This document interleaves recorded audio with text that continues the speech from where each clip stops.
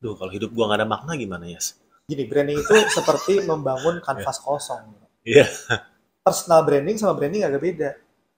Kalau misalnya gini, ada orang datang, yes, bantuin gue bikin personal brand. Gue nggak bisa menggambar di kanvas kosong.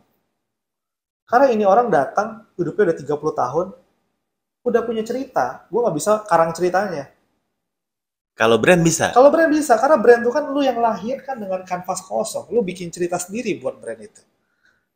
Jadi lu silakan bikin cerita yang relevan terhadap brand tersebut. Bukannya lu punya cerita sebelumnya beda sama personal. Gitu. Jadi kalau nggak ada maknanya, ya lu harus mencari maknanya untuk brand itu. Lu gambarlah di kanvas kosong itu. Branding bukan masalah hire designer. Tapi di balik desain yang dibikin, lu bikin maknanya apa? Ceritanya apa dan disampaikan secara konsisten atau enggak?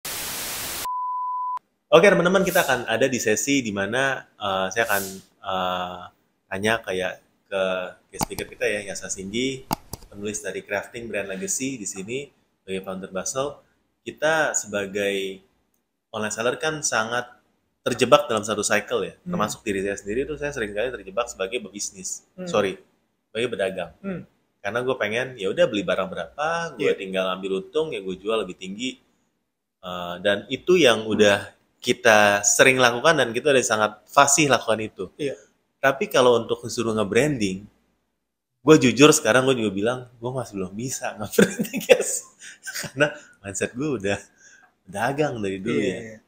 Gimana sih ya sebenarnya step by step yang harus kita lakukan untuk nge-branding toko kita, brand kita, simple step, practical step mungkin ya, dari teman-teman yang mungkin impor barangnya dari China atau teman-teman yang produksi ke Maklon. Apa yang bisa membuat kita beda? Story apa sih? Copywriting apa sih? Atau konsistensi seperti apa sih yang kita punya untuk bisa berhasil dalam branding yang udah share di dalam buku Oke. Gue coba jelasin dengan bahasa sederhana tentang branding dulu ya Om. Siap. Biar kita bisa ada Ya. on the same page tentang si brandingnya. Oke, halaman berapa nih? Waduh, gue juga lupa. Halaman berapa ya? Iya ya udah. Jadi ada satu case menarik, gue ngobrol sama salah satu kliennya Basel. Oke. Perusahaannya ini sangat unik sekali, perusahaan aspal. Oke. Terus datang ke gue, yes, bantuin gue buat nge-branding perusahaan aspal gue dong. Ya, gue inget tuh kayak, gue pernah baca tapi nggak tahu halaman berapa. Nah, gue bingung tuh waktu si temen gue ini datang ke gue bilang, bro, aspal mau diapain? Gue aja nggak ngerti. Aspalnya bukan asli tapi palsu kan? Bukan, aspal ini. Oh iya, aspal. Jalanan, asal jalanan. Oke. Dia bilang gini, yes, gue baru pulang ikut executive education dari sekolah bisnis namanya INSEAD. Oke. Di Singapura. Wih, mahal tuh. Mahal banget. Kayaknya dia seminggu kesana, berarti kali bro, 100 juta seminggu belajar executive education di sana. Kelas berat tuh, kelas berat. Kelas berat. Nah, di sana itu intinya si profesor bisnisnya itu bilang gini, bisnis itu mau diutak-atik kemana-mana, itu tuh cuma ada 3 ininya, apa namanya, inti strategi bisnis. Oke. Satu, namanya product leadership. Intinya bikin produk terbaik di bidangnya, nomor 1 di bidang. Disebutnya product leadership. Yang kedua, operational excellence. Bikin sebuah sistem operasional yang paling efektif dan efisien supaya bisa jual dengan harga murah. Economic of scale. Yang ketiga, willingness to pay. Membuat orang punya persepsi tinggi sekali terhadap brand kita. Sehingga willingness to pay tinggi. Harga naik, margin lebih besar, profit lebih besar. Intinya dia bilang, si Profesor Insight ini bilang, bisnis itu diutak-atik cuma ada 3. Menurut dia nih. Nah, sebuah bisnis gak mungkin bisa 3-3 bagus katanya Om. Gak mungkin ya? Gak mungkin. Lo bisa bagus 2 aja udah. Mungkin terbaik. Yang willingness to pay itu apa bedanya tadi? Kalau willingness to pay itu intinya branding deh. Intinya branding. Naikin orang persepsi berani. orang. Ya. Kalau si operational excellence, operation efektif dan efisien. Murah, economic of scale. Ya. Product leadership bikin produk nomor 1 secara fitur terbaik nomor 1. Ya. Mungkin kalau kita kasih gambarannya, product leadership itu misalnya Ferrari. Operational excellence itu Toyota. Kan sangat bertolak belakang tuh. Lo 1 jam di pabrik Toyota dengan Toyota Way bisa bikin berapa ribu mobil, Hmm. tapi pabrik Ferrari kan nggak se-efisien dan nggak se-efektif Toyota. Oke. Nah, itu biasanya bedanya gitu. Hmm. Nah, bisnis itu nggak mungkin bisa tiga-tiganya menurut si profesor ini. Lu bagus satu udah hebat. Bagus dua udah hebat banget. Udah monopoli itu ya. Monopoli kali. Iya. Nah, terus si teman gue ini, dia pulang, dia bilang gini, aspal itu komoditi. Yes. Karena komoditi, willingness to pay-nya nggak ada. Susah buat branding. Susah buat branding, karena komoditi kan. Oke. Tapi sebenarnya, banyak produk komoditi lain yang dipakein brand. Ada tuh, gue paling inget satu. Apa tuh? Gulaku. Gulaku, ya contohnya. Woi, kan gula gulaku. bisa di branding. Ya kayak tepung, apa, sari boga. Boga sari ya? Tepung banyak Ya, lah tepung brandnya. banyak. Iya. Nah, tapi si temen gue ini kasih analoginya gini, Yas, kalau semen lu ingetnya apa? 3 roda. Beroda, apa Ah. lagi bro? Semen, Indosemen. Indosemen, Holcim, Iya, semen Holcim. Padang, Ah. Gresik. Iya. Itu komoditi, ada brandnya. Komoditi tapi ada brand. Ada Iya. brandnya. Kalau cat, Wah, cat lebih banyak. Avia, Dulux, ya. Nippon Paint, Heeh. Aspal. Atau kan gue bukan segmen market ya, gue bukan kayak tiba-tiba bangun, gue pengen beli aspal deh hari ini. Iya. Kagak. Tapi sama, lu bisa tahu cat bro. Kan gue beli buat di rumah ya. Kalau bener sih, tapi kalau misalnya gini deh, yang lu gak pernah beli, kontraktor. Oh iya, Wika. kita ngeliat di jalan. Ya Wika, Ngeliat di jalan apa tuh. lagi ya? Wika, Dev- PTPP, Development by Wika kan Jaya. ada ininya. Ya, kan Iya. lu juga gak pernah beli, Nggak pernah. gak pernah berhubungan sama mereka. Iya, Tapi iya. lu tahu masyarakat umum, kenapa aspal enggak? Gitu. Itu yang menjadi tesisnya si temen gue ini. Padahal di Lindes setiap hari ya.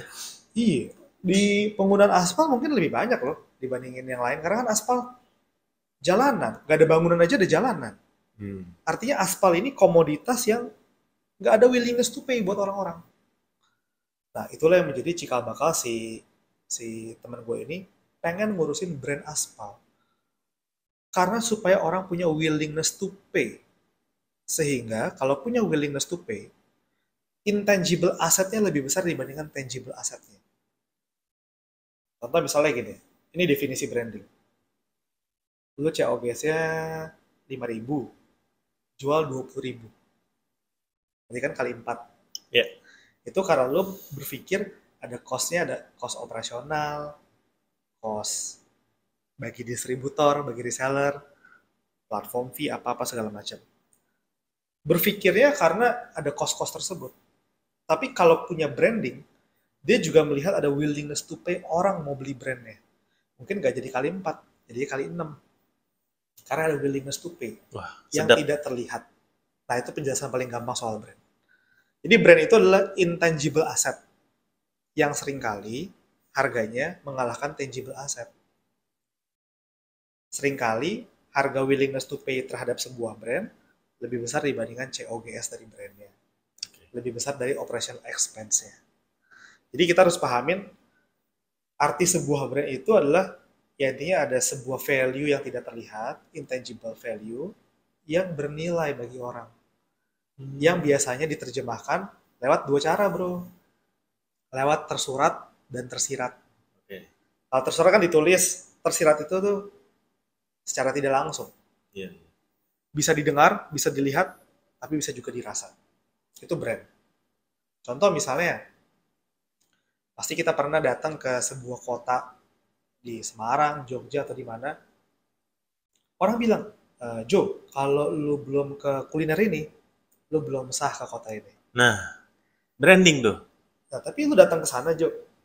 Nggak ada brandnya. Itu cuma gerobak. Nggak ada namanya. Tempatnya kotor, jelek, tapi ngantri. Nah, itu disebutnya brand apa bukan? Pesugihan namanya. Ngeri juga. Iya sih. Bisa jadi. Itu kalau gue menyebutnya, itu artinya brand. Kan gue mendefinisikan brand itu bro, identitas yang bermakna. Itu, usaha itu, tidak punya identitas, tapi punya makna. Sampai semua orang bilang, Jo, kalau lu belum kesini, lu belum sah ke kota ini. Itu ada maknanya. Tapi dia identitasnya kurang baik. Iya. Gak ada namanya. Bahkan lu bilang, ini misalnya soto Pak Kumis. Yang lain bilang soto gerobak kuning. yang bilang soto jalan apa, jalan cendana. Beda-beda identitasnya buat orang-orang. Sayang ya gitu Tapi ya. ada maknanya. Iya. Semua orang mengacu kepada soto yang sama setiap kali pergi ke kota itu. Sebaliknya, kita pergi ke mall, ada toko di mall, interior bagus, desainernya desainer logo mahal, desain studio yang mahal, nyewa di situ mahal, interiornya mahal. Tapi lu udah setiap hari, setiap minggu 3 kali ke mall itu, lu nggak pernah inget nama tokonya. Hmm. Itu namanya brand yang punya identitas, tapi nggak ada maknanya. Karena meaningless. Even bahkan lu nggak pernah mau nengok, nggak pernah mau datang, atau bahkan lu pernah ke sana tapi lu lupa. Nah, jadi bagaimana transisi dari pedagang ke bisnis berpikir bahwa membangun brand itu harus dua. Ada identitasnya, ada maknanya. Ada identitas, ada makna. Dia terlihat, terdengar, tapi juga bisa dirasakan. Contoh paling gampangnya, paling gampang. Eh, bagaimana sih identitas bermakna itu bisa tercipta, bro? Dari 5 indera manusia. Mata, telinga, hidung, lidah, kulit.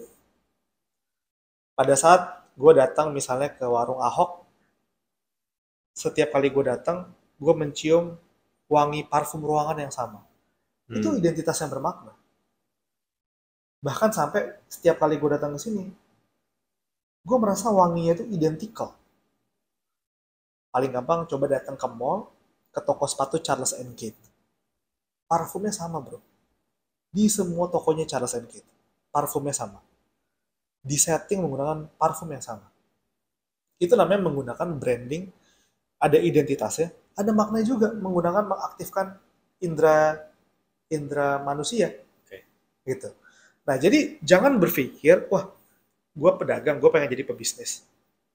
Gue harus bikin brand, gue harus bayar desainer yang mahal banget. Ya, itu bagus kalau bisa. Tapi sesimpel, tahu ini gak sih bro, apa namanya, content creator yang pengusaha juga, Pak Win. Iya. Pak Win kan selalu ngomong, Aku kok gitu sih? Iya. It's branding. Karena ada identitas bermakna yang identical.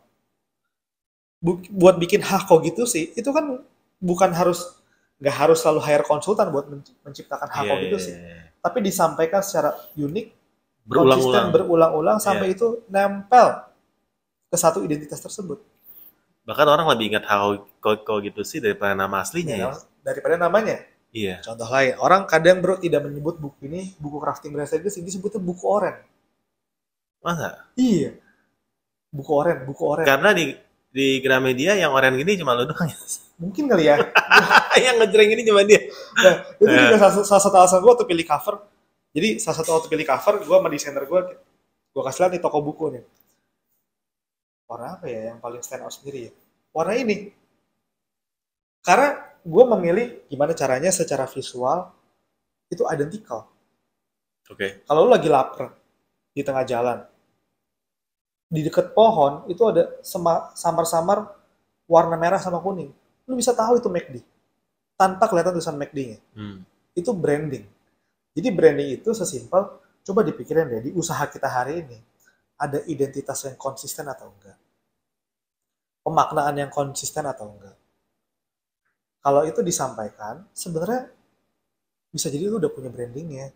Cuma bisa jadi tidak disampaikan dengan konsisten, tidak digodok secara matang, dijalankan ala kadarnya aja. Tapi jangan berpikir bahwa, oke, gue pengen transisi dari pedagang dan pebisnis, gue hire designer. Bukan itu masalahnya. Branding bukan masalah hire designer.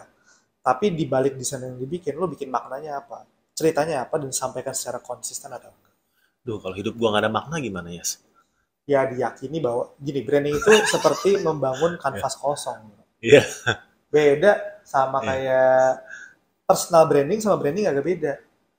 Kalau misalnya gini, personal, ada orang datang, yes, bantuin gue bikin personal brand. Gue nggak bisa menggambar di kanvas kosong. Karena ini orang datang, hidupnya udah 30 tahun, udah punya cerita, gue nggak bisa karang ceritanya. Kalau brand bisa. Kalau brand bisa, karena brand itu kan lu yang lahirkan dengan kanvas kosong. Lu bikin cerita sendiri buat brand itu. Jadi lu silakan bikin cerita yang relevan terhadap brand tersebut. Bukannya lu punya cerita sebelumnya, beda sama personal. gitu. Jadi kalau nggak ada maknanya, ya lu harus mencari maknanya untuk brand itu. Lu gambarlah di kanvas kosong itu, gitu. Step by stepnya apa ya? Kalau misalnya nih buat fashion, industri fashion atau sepatu deh ya, Hmm, yang tadinya gue sekarang udah buat tapi gue buatnya sama maklon, bukan nggak punya pabrik sendiri, gue itu pedagang asli lah ya istilahnya ya. iya. Gimana sih cara gue transisi jadi branding? Hmm. Practical stepnya tuh gue harus ngapain sih? Apa dengan gue punya merek yang gue hakiin, gue udah bisa dibilang gue punya brand gitu? Iya, iya, iya. Atau gue udah jadi mall, Shopee Mall, gue udah punya brand. Tapi Iya, iya. sebenarnya branding itu apa? Yang lu Iya, bilang iya. kayak gitu, tapi step by step itu apa sih? Oke, oke, oke. Iya. Mungkin eh gue coba kasih satu contoh fashion cewek, di mana kan fashion cewek dianggapnya udah Wih, apa ya bro? buat Red jadi top ocean of mind kali ya. susah. Iya. Kayak udah apa ya? Iya. Udah penuh banget deh gitu. Iya, Nah iya. terus ada satu hal yang menarik nih, gue tiap kali ketemu brand cewek, gue tanya, selalu bilang sekarang nih di era sekarang top of mind satu brand, Echinos. Pernah dengar gak bro? Jujur nggak pernah Oh, gue. oke. Ada satu brand Iya. cewek Echinos. Oke, oke. Gue banyak banget ketemu sama brand owner cewek, fashion cewek. Yang Kalau ditanya, pengen jadi kayak gitu. pengen jadi kayak Echinos. Oke. Nah, gue jadi sama tim gue jadi ngulik kan, "Ih, bagus ya Chinos ya." Maksudnya banyak banget yang mention. Gue sih nggak pernah pakai kan, gue ini cowok ya. Masa sih ya? Nggak pernah. Malam Belum nggak sih. pakai? Belum ketahuan. Tapi gue jadi ngulik. Jadi ngulik Nah, ya. Iya. sebenarnya secara produk, ya namanya fashion sih gue yakin bro. Apa yang lo lihat di satu toko, nggak mungkin nggak ada Di di toko toko lain. Lo Iya, mau cari iya. ke Zara pasti ada. Cari ke eksekutif pasti ada. Ini brand lokal atau Ini luar? brand lokal. Brand lokal? Nah, Oh, mau oke. cari di brand lokalnya pasti gue yakin namanya brand fashion nggak mungkin apa ya 100% nggak ada yang niru atau nggak ada yang sama atau dia bahkan nggak terinspirasi dari brand lain. Tapi yang gue lihat Echinos tuh konsisten banget dari tone warnanya di Instagram, dari gaya angle pengambilan fotonya, dengan gaya foto model selalu foto dengan cara yang sama, tone warnanya monokrom gelap-gelapnya sama, sampai kalau misalnya ada brand yang gaya fotonya mirip kayak gitu, orang bilang kok lu Echinos banget ya. Bahkan dari produk pun mungkin menurut gua bisa aja sebenarnya mirip. Tapi dia melakukan satu angle pendekatan yang tidak pernah dilakukan sebelumnya. Hanya dengan main tone color, pengambilan foto, angle fotonya. Itu branding. Branding itu bukan bukan berarti produk itu nggak penting. Tapi branding bukan hanya dari produk yang berbeda. Tapi dari cara menyampaikan. Contoh lagi, misalnya agency bro. Agency kan sekarang anak mahasiswa baru lulus kuliah juga bikin agency. Bener, iya. Dari ex Basel yang bikin agency juga ada juga. And it's okay. Yes. Tapi berarti kan gue harus berpikir secara produk service, siapapun sekarang bisa bikinin sosmed, bisa ngiklanin. Ya. Tapi apa sih yang bisa jadi pembedanya? Contoh, kira-kira banyak ke agency yang bisa mendokumentasikan cara berpikir dia dan dipublish dalam sebuah buku. Yang kayak gini nih. Jadi best seller. Ah. Jadi kan berarti ini adalah cara pembeda gua buat nge-branding Basel. Betul. Di saat semua agensi yang lain tidak melakukan itu. Iya, iya. Apakah gue bilang Basel lebih baik dibandingkan agensi lain? Kan belum tentu juga. Tapi gue berhasil, satu-satunya agensi saat ini yang bisa mempublish pikirannya dalam sebuah buku dan berhasil laku adalah Basel. Nah, jadi jangan berpikir bahwa branding itu tuh lu harus menciptakan the next Apple, kayak inovasinya tuh keren banget sehingga lu berbeda dari semuanya, baru lu bisa menciptakan brand yang bagus. Tapi ternyata menyampaikan dengan cara yang berbeda pun itu juga part of dari branding. Hal simple yang dilakukan secara konsisten berarti. Betul. Itu adalah part of the branding ya. Benar. Tahu gak bro, kenapa gue bisa kepikiran bikin buku? Sebenarnya gue juga melihat salah satu benchmarknya juga dari perusahaan lain, yaitu Pak Hermawan Kartajaya. Di Marketplace ya. Marketplace itu kan sebenarnya agensi yang skalanya udah gede banget, yang mungkin tim profesionalnya udah berapa ratus orang, Yes. kerjain market research yang udah proper banget. Kenapa namanya Pak Hermawan tuh harum? Bisa dari zaman gua kuliah, mungkin sebelum berapa puluh tahun yang lalu, namanya sebagai marketing guru tuh Mukunya udah 6.0 kali ya sekarang, Iya, marketing nomor satu 6.0. mungkin menurut gue sebagai marketing guru ya di Indonesia Hmm. ya. Karena dia melakukan dengan cara yang berbeda. Mungkin marketing guru yang lain mungkin nggak bisa bikin buku atau nggak nulis buku. Pak Hermawan berhasil untuk membuat institusi marketing, marketplace besar, nama Pak Hermawan yang besar lewat caranya ini. Gue jadi berpikir, kenapa buat di level mid-size business nggak ada yang membahas branding secara dengan study case yang banyak, local brand dengan cara yang sederhana. Iya, buku-buku kita kalau teman-teman ngulik di buku-buku yang ada di toko ya atau di Komputok ya, kebanyakan keluar semua yang kita nggak bisa belajar langsung dari penerapan lokalnya tuh kayak Iya, gimana. benar. Kayak ya nice tapi lu gua nggak bisa nyambung gitu. Iya, kalau study case yang gue bahas di buku Basel itu Iya, kan iya. study case brand yang masih omsetnya 3M, 4M, yang masih kelihatan achievable bro. Yes. Tapi kalau kita bikin Study study case case misalnya bahasa, McDonald, Coca-Cola. itu kan ini banget, Iya, wah itu levelnya sangat advance sekali. Mungkin gue rasa belum di tahapnya middle class brand buat meniru strateginya. Gitu. ngerti, ngerti. Kalau dari sisi owner berarti yang tadi merapikan mungkin tadi Instagramnya ya kan, merapikan komunikasi secara visualnya ya. Kalau dari sesuatu yang mereka pengen kejar tadi udah dibahas bahwa either mereka jadi yang termurah, ter operational excellence atau termurah, atau di branding, atau tadi yang Bikin produk yang key product yang nggak ada yang bisa niru lah ya. hmm, Barrier to entry-nya tinggi buat hmm, itu. Berarti ada brand-brand yang bisa menguasai itu, em, akan susah dikejar dong ya. Misalnya Aero Street itu menguasai dua itu nggak sih? Aerostrip Branding iya plus murahnya udah murah, terus kolaborasi kemana-mana. benar benar benar benar benar. Bilang ini Betul, betul. barrier to entry jadi tinggi banget buat bisa Betul, masuk ke mereka ya. betul. Makanya si profesornya bilang kan agak susah untuk tiga kan. Iya, Karena kan nggak mungkin untuk mengejar economic of scale, tapi bikin produk yang secara fitur nomor satu. iya. Dia bukan Mungkin, fitur nomor satu tuh, tapi iya, lebih ke yang mungkin kan dua kalau lagi fitur ya. nomor satu, sepatu-sepatu kayak Mario Minardi, Nah, atau sepatu kayak itu ya, Jalan, production excellence ya. iya, Jalan Sriwijaya, Iya, Fortuna. Itu produk leadership. Iya, yes, fokus ke produk terbaik. Tapi kalau bikin produk terbaik, pasti kan nggak efisien dan nggak efektif, bro. betul. Nggak bisa Gitu. dikejar semuanya ya. Ah, Mungkin pesan terakhir buat para seller yang lagi coba bikin brand, karena seringkali kalau bikin brand itu kan yang kelihatan kan cost-nya doang, yes. iya. Ya kan branding kadang-kadang lu nggak tahu ujungnya, nggak bisa diukur. Ah, Sedangkan kalau jualan atau dagang langsung kelihatan cuannya di depan. iya, iya, Sedangkan iya. dengan branding mungkin tadinya cuannya bisa gede, jadi cuannya lebih tipis karena banyak biaya untuk branding. Iya, benar-benar. Apa sih yang sebenarnya bisa kita lihat ukur kalau branding kita udah berhasil atau belum tuh, ke arah yang benar tuh ke arah kayak gimana sih? Oke. Sebenarnya mungkin bukannya branding nggak bisa diukur, tapi banyak perusahaan yang di level menengah belum bisa mengukurnya, belum ada budget juga untuk mengukurnya. Mesti pakai marketplace mahal tuh kayaknya deh. Mesti pakai marketplace kali ya. Benar. Iya. Atau bayar bayar riset kan biasanya. Iya, bayar riset. Kalau perusahaan yang gede kan biasa pakai Nielsen Iya, atau betul. pakai apa. Heeh. Biasanya nggak mungkin lah brand UMKM untuk membayar itu gitu kan. Hmm.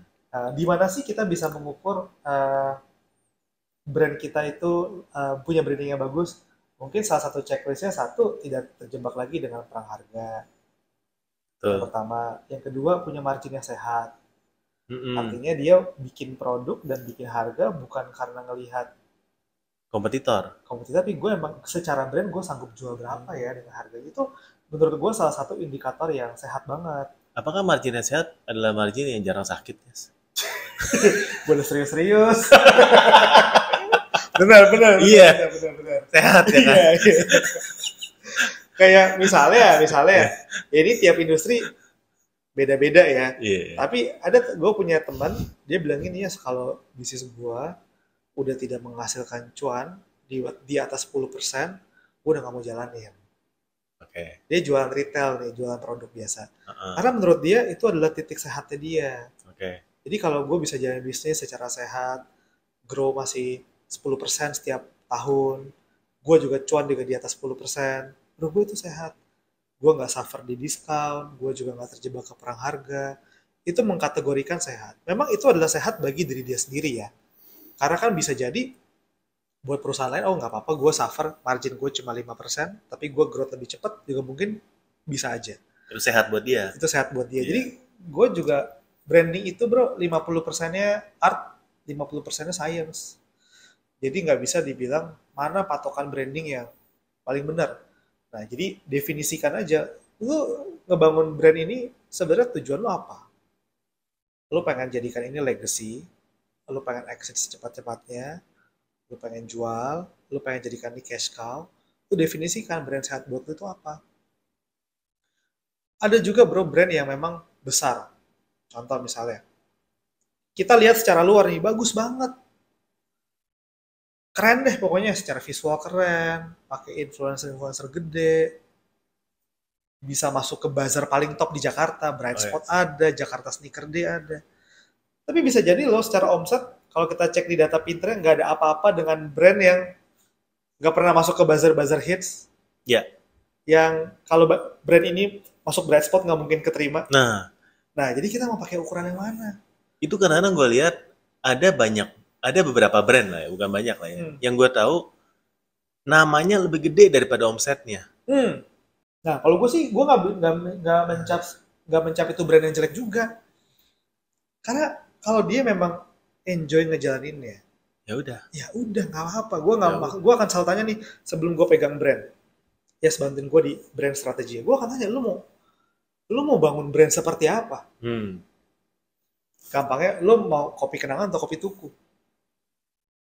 Dua-duanya sama-sama bagus. Atau bahkan yang lebih nyenik lagi, gue punya temen bikin coffee shop di Medan bro, namanya Green Coffee. Cuma satu cabang aja tok, bahkan bukan kayak kopi tuku, lebih nyenik lagi dari kopi tuku gitu. Yang penting orangnya happy ya. Dia si owner ya jadi baristanya sendiri. Nah, sekarang kita mau cap mana brand yang bagus? Brand kayak kopi kenangan, ribuan cabang, agak menengah, pakai investor, agak menengah kayak kopi tuku tapi masih growth organik, atau yang nyenik banget? Lo mau definisikan yang mana? Gitu. Nah, ini kan masing-masing punya market yang berbeda dong. Yeah. Kalau gue mau coffee to go buat cepet, ya udahlah gue cari yang apa aja. Marketnya massal, ya gue kopi kenangan juga nggak apa-apa. Tapi gue mau cari yang agak lebih otentik, mungkin gue ke coffee to go. Tapi gue bener-bener pengen personalize. Iya, gue pengen ngobrol sama baristanya, gue pengen minta bikinin kopi yang kayak gini dong. Lambung gue lagi nggak enak nih. Kayak itu, ke Green Coffee. Nah, kalau orang nanya, jadi menurut lu brand yang bagus yang mana? Brand yang sehat yang mana? Gue nggak bisa bilang antara tiga ini mana yang paling bagus dan mana paling sehat. Gue akan tanya, mana yang lu pengen jalanin? Satu lagi kalau lu bisa ngobrol sama Yasa Singgi yang fotonya ada di sini. Apa yang lu bakal bilang ke Yasa Yasa yang kayak yang di sini? Gue akan bilang, lu nggak tahu, bentar lagi tuh usaha lu bakal lu ganti.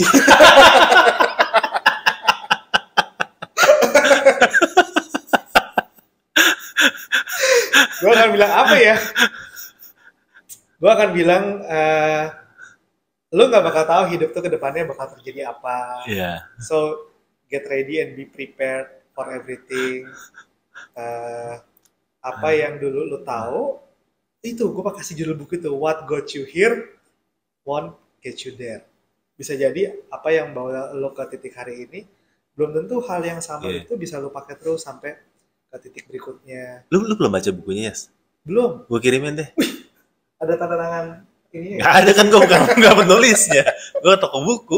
Iya, tapi intinya itulah. Gue bakal bilang, lu nggak bisa predict the future, get ready for everything. Ya itulah, get ready ya. Thank you banget, Yas. Thank you banget buat ngobrol-ngobrol kita hari ini. Ya, a conversation with Yasa Singgi. Wis. Bilang wes. Copyright Yasa biasanya. Ya, tapi ini benar-benar Yasa ya. Ini buat gue belajar banyak ya, terutama ya tadi lah kalau teman-teman ngikutin ya dari yang awal dari egonya. Ya saya sekarang kalau gue lihat Yasa yang jauh lebih dewasa ya. Wis. Karena lu udah bisa mengakui kalau lu salah aja, itu juga suatu Hmm. proses kedewasaan. Hmm. Ya kan, mungkin ya Yasa yang ini belum bisa nih, yang Iya, ini ya. iya, Yasa iya. yang masih sangat identik dengan sepatu, tapi Yasa yang ini adalah Yasa yang lebih dewasa. Jadi kalau teman-teman mau lihat ya, bisa beli 2 buku ini. Sayang nih tinggal 2 sih. Tinggal 2. Limited edition banget nih guys ya. Di Gramedia ya lu gak akan kecari. Iya, benar benar benar benar. Ya. Oke, thank you banget buat teman-teman yang udah nonton sampai sekarang. Thank you, Yas. Thank you, Om. Sukses dan Sukses selalu. mudah-mudahan kita bakal ada episode of competition di Yasa Singgi berikutnya. Oke, thank Thank you. Siap.